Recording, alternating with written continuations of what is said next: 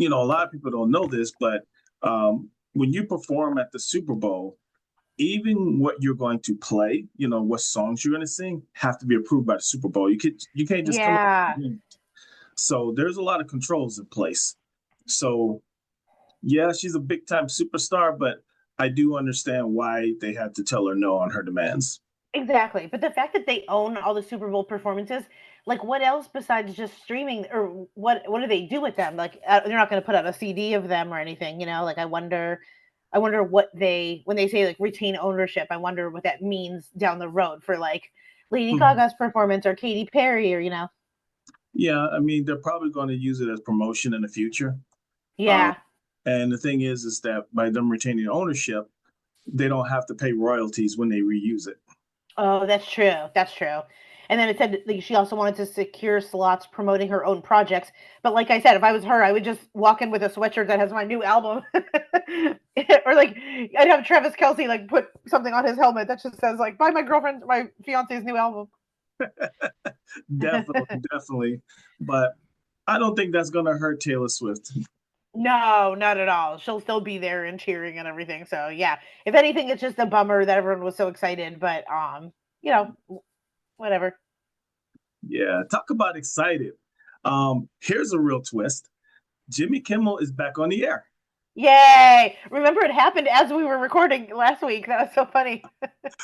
It was so much that happened last week. Um, Let me read this statement here that I pulled up. Okay.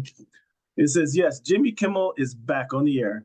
Sinclair Broadcasting and Nexstar Media Group, which own a significant portion of ABC affiliates, announced on Friday, September 26th, that they would begin airing Jimmy Kimmel Live again following ABC's decision to bring the show back Tuesday, September 23rd, after a week long suspension.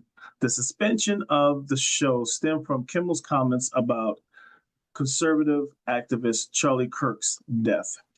Now, there's some interesting things about this that I want to just highlight. Hmm. I know they wanted him to donate a significant amount to Charlie Kirk's,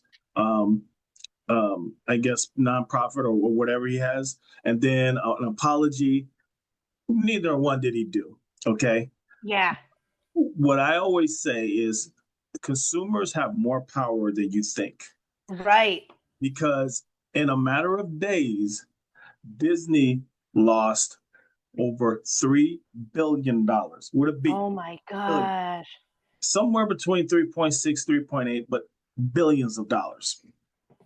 And ABC brought them on, and then all of a sudden, the other two broadcasters that we just talked about, they weren't going to bring them back, but in a matter of a day or two, they changed their mind. And I don't think it was because they felt sorry or this or that. It turns down to the dollar. They Yeah. did not expect people to come out as strong as they did. What do you think about Yeah. that, Bill? I think exactly. I think like we talked about last week, this was definitely in the recent history that I can remember, this is the most I've seen people like voting and showing with their dollar that has Yep. actually made an impact because like we talked about like Target and Starbucks and all these things that are kind of canceled, pretend canceled, whatever, like you still see them going and it doesn't really make an impact.